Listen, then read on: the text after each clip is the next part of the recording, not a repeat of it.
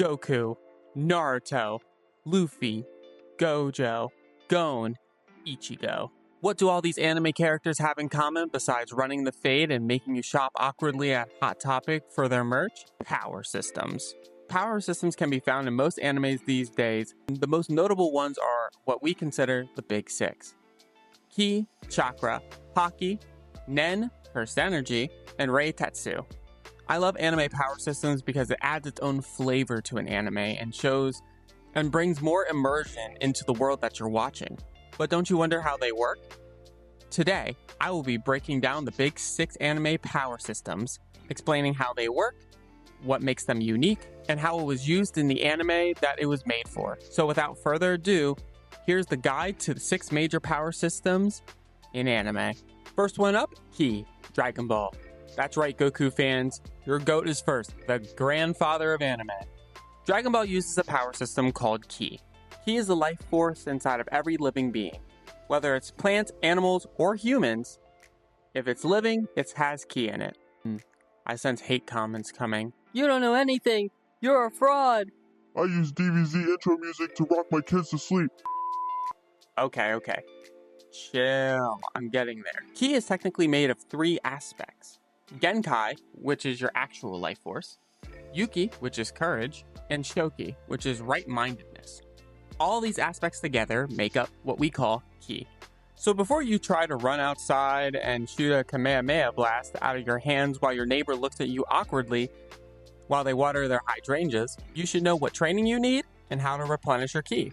Through intense martial arts training, a fighter can learn to coax this energy out of the center of their body to give themselves superhuman strength, super speed, flight, energy blasts, and transformations. You can replenish Ki in the simple ways of just like relaxing, eating food, just everyday things that you would do to just live, or in some cases, magical beans. A fighter can also learn to sense Ki by clearing their mind and pushing past their physical distractions and feel the natural flow of the life force that's around them. Beings with lots of power can be sensed from very, very far away. I mean really far away, like light years far away. But weaker opponents or people who are concealing their power are a little bit harder to track and find, or sometimes can just go unnoticed. Lastly, there is God Ki.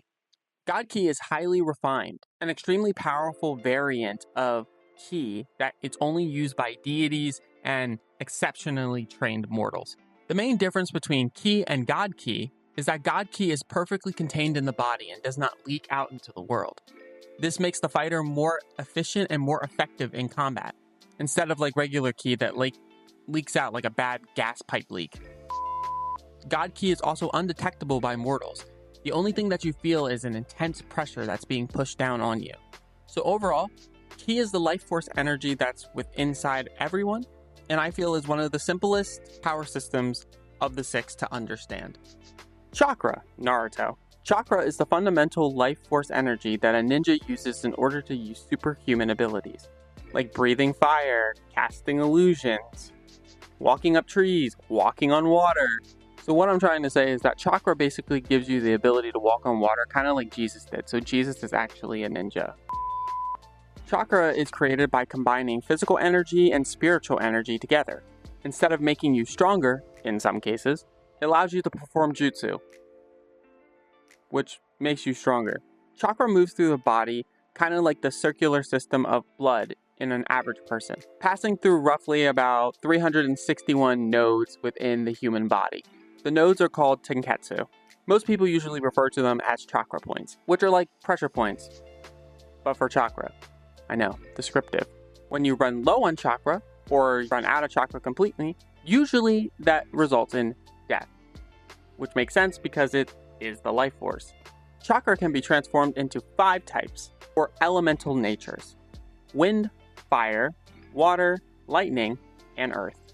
Advanced traits come from combining 2 to 3 chakra natures into one, usually called Kekkei Genkai or Kekkei Tota, like ice style or wood style.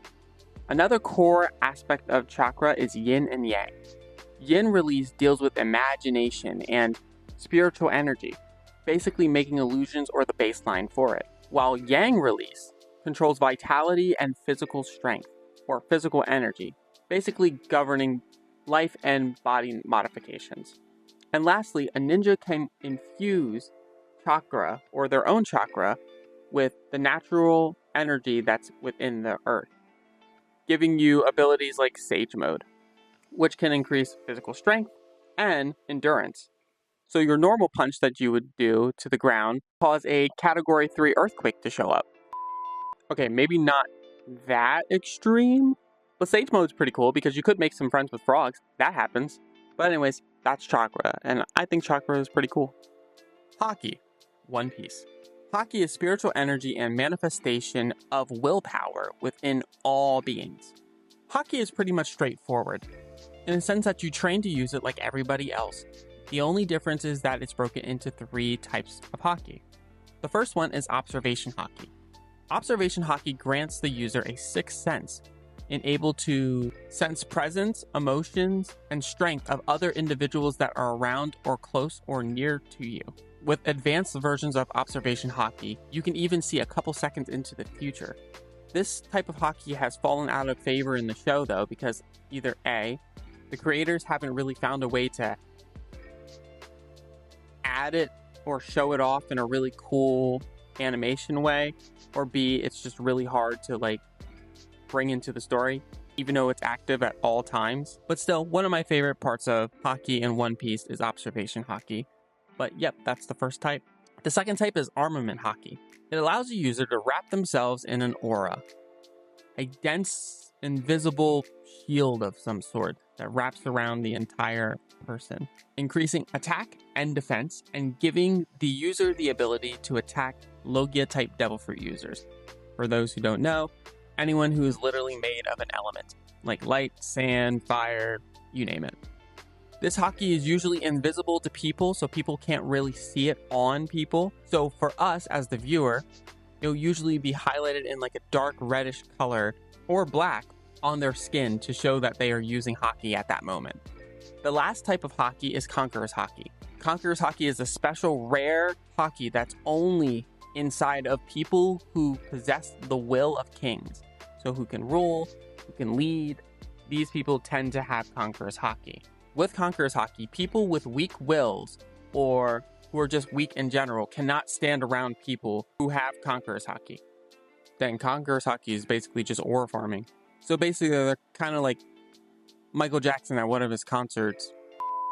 Nen, Hunter x Hunter. Nen is the technique that allows the user to control their spiritual energy in their body. Nen allows the user to open and close nodes within their body to use superhuman abilities. There are 4 basic principles to understanding Nen. There's Ten, which is Shroud. It keeps the aura close to the body, allowing to protect it from incoming attacks or to stop energy loss. Zetsu, which is Shut Out, stops the flow of aura completely.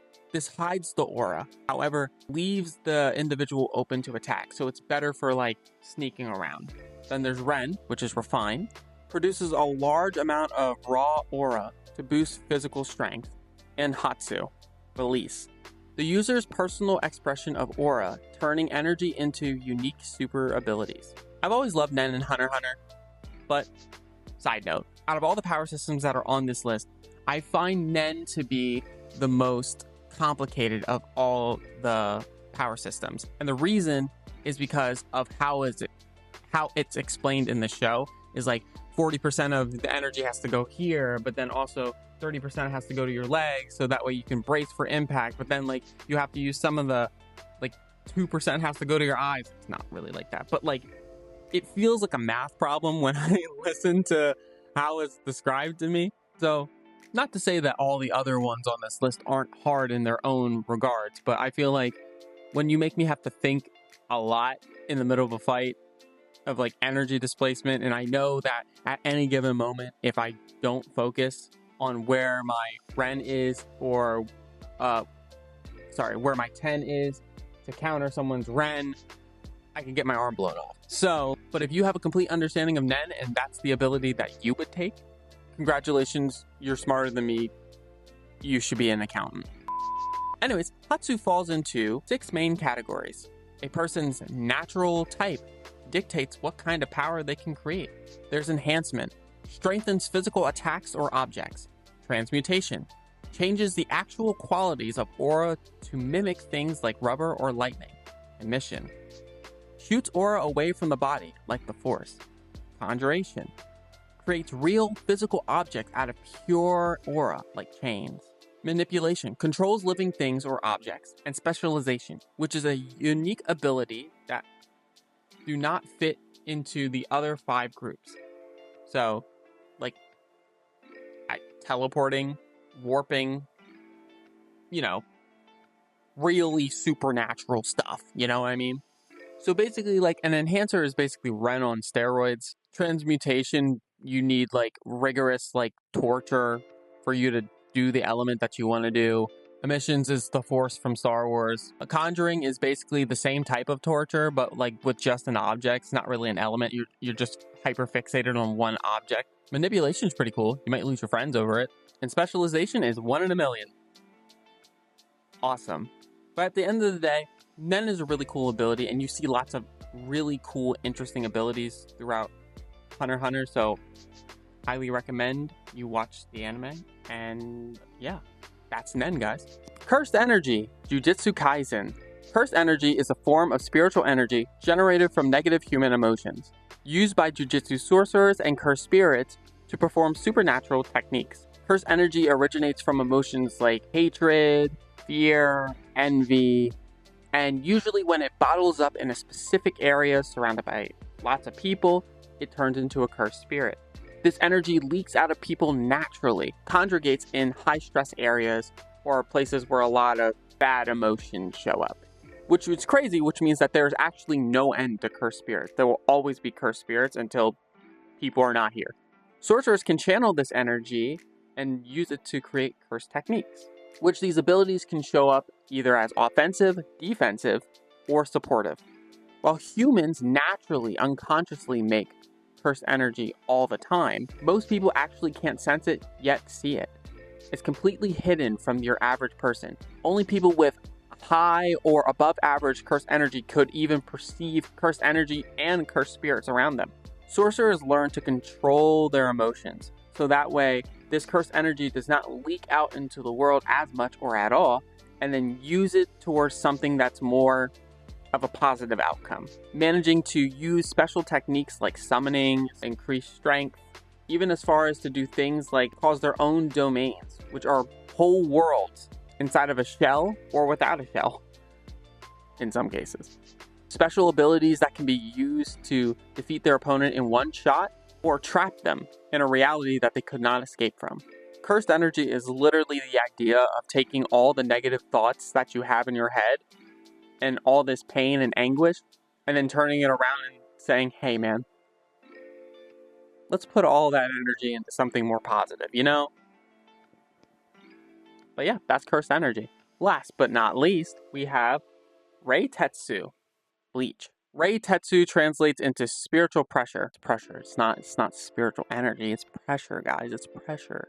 It's a physical force that is pushed out of the body by spiritual energy. I lied. It's all spiritual energy. It's all the same stuff, dog. It's all the same. Spiritual energy in Bleach is called Ryryuku. Ryryuku.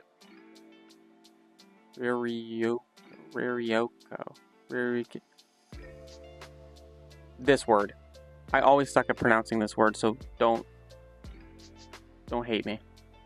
Think of it as fuel for the tank, while Rei Tetsu is like the physical pressure of the blast or energy that's coming out of the valve of like a tank. So basically it's all about pressure and the weight. The heavier the pressure, the stronger the opponent usually is. Unfortunately, you can't eat 3 cheeseburgers, a large fry, a huge soda for the next 6 months every day and get stronger that way. When a character with a high power level releases their pressure, it usually can do immense environmental damage, causing craters, cracking the ground, creating shock waves, and causing the air around to feel heavy. Overwhelming spiritual pressure can cause immense fear, panic, or physical suffocation of weaker opponents. In extreme cases, it can completely paralyze or crush an enemy without a single blow being struck. So it's kind of like Conqueror's Hockey, but instead of making you pass out, it's like you're like a fly and the pressure is like very, very heavy shoe. Characters with extremely powerful levels of pressure can dwarf other users completely, nullifying their abilities just by even letting their pressure flare up. A character can sense the unique signature or pattern of another being's pressure to track them or gauge their emotional state and injuries. Skilled fighters can also suppress their output to hide their presence. Now this is real aura farming. I just want to let you know. Rei Tetsu is actual aura farming because your aura is so good that it literally causes a crater in the ground. That's gotta mean something. So every power level reflects the themes of its anime. Ki rewards hard work, chakra rewards balance, haki rewards willpower, nen rewards intelligence, curse energy rewards emotional control, Rei Tetsu rewards aura farming. My bad. Rei Tetsu rewards spiritual strength. My personal favorite of the group is haki, followed by chakra. But let me know what's your favorite power system in the comment section below. If you've watched all the way to the end, thank you, that means so much. Subscribe to my channel if you enjoy my videos, and yeah, I'll see you guys in the next one. Alright, catch you later.